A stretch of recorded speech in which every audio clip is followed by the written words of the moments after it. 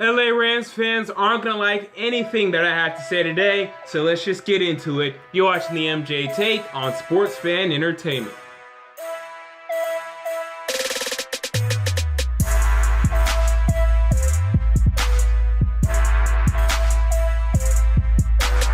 Welcome to the MJ Take on Sports Fan Entertainment. 32 teams, 32 days, and today we're talking about the Los Angeles Rams. And as I said in the intro, LA Rams fans aren't going to like anything that I had to say today. I have little to no faith this year in this football team. So let's just get into it. We're going to look at your strengths, your weaknesses, look at your schedule, and then we're going to get the hell out of here. Let's start with your strengths. So I think the defensive line is great, okay? Robert Quinn, one defensive end position. Okay, he's fantastic. Hasn't been the perennial defensive player of the year like we saw, I think it was in 2014. But hell, he's been pretty good, so that's fine. William Hayes at your other defensive end position, he's actually been better than I thought he was ever going to be for you guys. So that's nice to see over there. You always have Quentin Coples behind them. You lost Chris Long, but it's okay because I think Quentin Coples is really having a good time in this 4-3 defense. So that's good right there. Inside of the defensive line, Aaron Donald. The guy's fantastic. The guy is one of the best players, honestly, of this decade. I mean, he's so good. I'm so pissed that my Tennessee Titans did not take Aaron Donald. I will never die a happy man just because of that alone. And then next to him, you have Michael Brockers as well. The defensive line is great. Okay, it's great. Now, with that said, I had trouble with another strength. I decided to be nice, and I put the cornerbacks. Okay, yeah, Tremaine Johnson on one side. I think he's actually a number one corner in this league. Probably lower tier number one corner, but I think he's a number one corner. You know, number two right now, Marcus Robertson out of Florida. The guy you drafted, I think he was last year. Pretty good in limited duty last year. He's going to play more. I think it's going to be pretty good. LaMarcus Joyner out of Florida State. Guy, again, should be good, but we'll see. Didn't play much at all last year. Behind him, Cody Sensabaugh. Don't love that. Okay, I'm a Tennessee Titans fan. I'll tell you right now, this guy stinks, and you should know that because if you paid any attention to the ESPN Monday Night Football preseason Week 1 game, this guy was getting his asshole ripped to shreds by Dez Bryant. So you should know very well that Cody Sensabaugh ain't no good. So you better hope that these first three don't get injured and that Cody Sensabaugh is on the field as little as possible. So I think the cornerbacks are also good. So you have a good defensive line, you have good cornerbacks, so you have a good pass rush, you have good coverage. That could equate to a pretty damn good defense, and it has over the past couple of years. So that's good, right? Now from there, I don't love much about this football team. Although, hold on. With that said, there's actually one more strength. I almost forgot about it. It's the running backs, okay? Todd Gurley, he's fantastic. I'm a big Todd Gurley fan. The guy is fantastic. I think he's going to get 1,600 yards this season. I truly do. And then behind him, Benny Cunningham. Hey, had a nice couple runs in the preseason game. I think he's good. So, running backs, they're great. No problem there. Okay, from there are issues with this team. Let's get into the position that I think, though, can be okay. And that's the tight ends, okay? Tyler Higbee out of Western Kentucky. I think that this guy is going to be one of the big steals of this draft. You look at the Tyler Eiferts and the the Travis Kelce's, these white guys that go in like the mid rounds in these drafts and they end up being really good. I think Tyler Higbee can really be one of those guys. So look out for him. And then behind him, you have, Lance Kendricks. I mean, the guy's been a little bit of a disappointment to me, but he's fine, right? So I think the tight ends could end up being good. But again, could end up, we have to see there. From there, yeah, I don't love much on this football team at all. Let's get into your weaknesses. Let's start with a quarterback, okay? Case Keenum. Do I really have to say anything? I mean, really? I mean, come on, guys. He's the worst starting quarterback in the league. Okay, Robert Griffin, right, is better than Case Keenum. There's no discussion there. I don't want to hear a peep or a word out of any of you guys. He's the worst starting quarterback in the league, okay? From behind him right now, Jared Goff. Now, he's currently behind him. He may start week 1, but as of right now, he's number 2 on the depth chart, okay? Jared Goff, I think he's going to make some nice plays, right? I think he's going to have some nice throws. Had one nice throw over the middle against the Dallas Cowboys to Farrah Cooper. He couldn't hold on to it. that wasn't great, but he has some nice, horrible interception over the middle, though, as well. I don't know what happened on that interception. He got hit when he threw, but I thought that was a dumb throw to begin with in that range of the field. But I don't see him being better than, like, let's say we're ranking the 32 quarterbacks after the season. He's not going to be better than 25, right? He's just going to be a guy that just getting the ball where it needs to be as he develops early on. You just can't put a lot on him right now on his play. This quarterback will be a weakness for this team, at least this year. I mean, it's going to be a tough transition. Like that interception, get ready to see a bunch of that. I mean, that's the type of transition we're talking about. If you saw his rookie season at Cal, his freshman season, I think that's the kind of thing that we're talking about. But I think he will develop after that, but we'll have to go through that. So I don't love the quarterbacks, okay? Offensive line, I think it stinks. Okay, Greg Robinson, I think, is a joke. The guy's put on weight. I can't believe he's put on more weight. The guy's already fat enough already. He's put on more weight. That's absurd to me. The guy's never been good. I think he's a bust. I think you agree. Get rid of him, please, immediately, as soon as possible. Left guard. Right now, you guys, I believe, are starting Cody Wishman, and I don't know why. I think Garrett Reynolds is a better option there. Even Roger Saffold. But anyway, whatever. They're starting Cody Wishman. Don't love him. Center, Tim Barnes. Oof. I mean, I don't love him at all. Right guard, right now you guys are starting Jamon Brown, who you drafted last year. And the guy was a rookie, but an underwhelming rookie at least. And then Rob Havenstein at the right tackle position. Okay, I think he's good, and I think he's even your best offensive lineman right now. He's actually going to improve, may end up being one of the better right tackles in the league. So that's fine, okay? Now, that's one of your weaknesses. Another weakness for me, wide receiver. Here's the thing about the wide receivers. I think you have NFL wide receivers. The problem is they're a rung too high. Let me explain.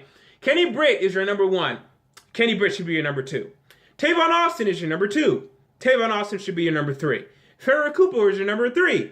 He should be your number 4. Like, these guys are miscast, right? Their talent, they're playing way too high for their talent right now. Kenny Britt is not a number 1 wide receiver in this NFL. Tavon Austin is not a number 2 in this NFL. Farrah Cooper, I mean, the guy had a horrible preseason game to me. He had a nice punt return, a nice kick return. But, I mean, the guy, again, that drop over the middle, it was horrible. It was absolutely horrible to me. The guy needs work. So, I don't love the wide receivers at all. Mike Thomas, who you drafted in whatever, the 5th or 6th round, so maybe even the 7th round. The guy's been dropping everything in training camp, allegedly, from what I'm reading. I mean, so I don't have faith in these wide receivers at all. I think they're all a rung too high.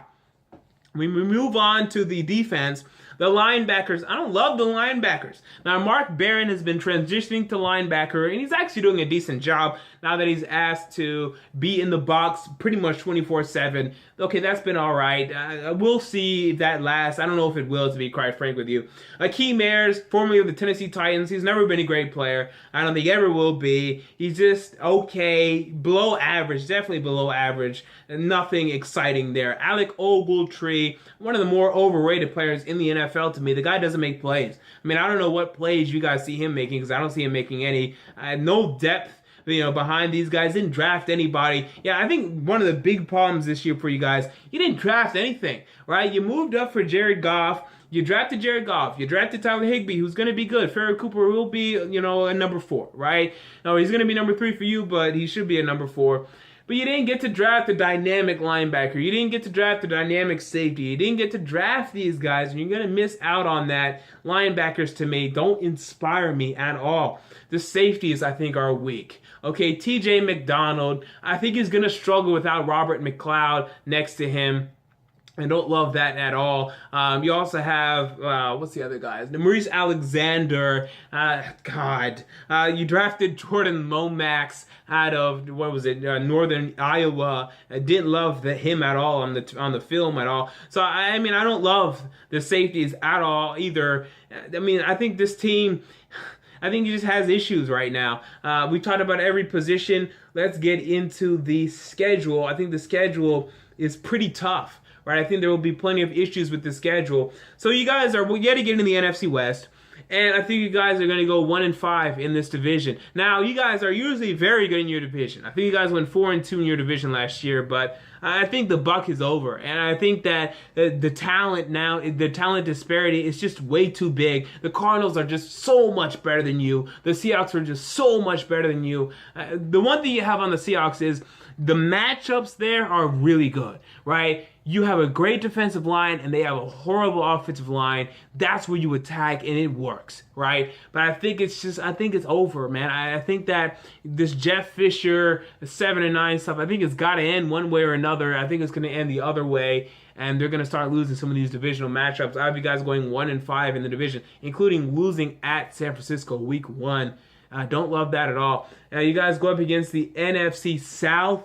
You guys go to Tampa Bay. I think that's a loss right there. You guys host Carolina. I think that's a loss right there. You guys go to New Orleans. I think that's a loss right there. You guys host Atlanta.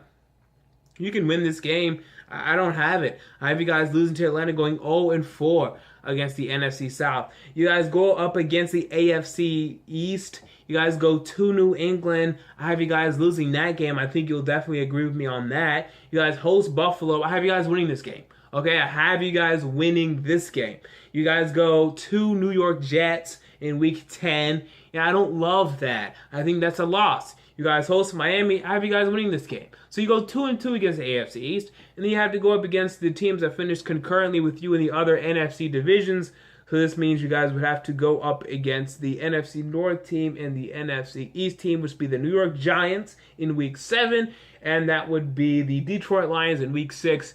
I have you guys losing both of these. Although you could win the New York Giants one. I'll give you that one. But I think you guys will lose both of these, especially in Detroit. I don't see it happening. It's 4-12, and that's my prediction this year. I think the buck is up. I think Jeff Fisher's time is out. When you look at the team last year, they went 7-9, right? After going 7-8-1, so a little bit of a decrease, but not much. I mean, it's a half of a game. And then what happened, okay? You lost Chris Long. Oh, I know his play has diminished, but I think his veteran leadership will be missed. Same goes for James Laurinaitis. Play has diminished, but veteran leadership will be missed. Now, you guys lost some good players as well. Janoris Jenkins, Robert McLeod, right? Those two are going to hurt. Who'd you replace them with? I mean, you didn't replace him with anything that wasn't already on the roster. That's ridiculous to me. You lost Jared Cook. Now you replace him with Tyler Higbee. Okay, fine. You drafted Jared Goff. You will get slightly better quarterback production. I give you that. But don't assume that slightly better quarterback production is going to amount to just improving. That's been the secret key. I don't think that's been the secret key. Because where's your elite wide receiver? Where's your elite offensive lineman? Where's your elite secondary player? Where's your elite linebacker? You don't have these players. They're not on your team, right? You have your elite defensive line. You have your elite running back. But from there's not much. And then how's your coaching? It's not good.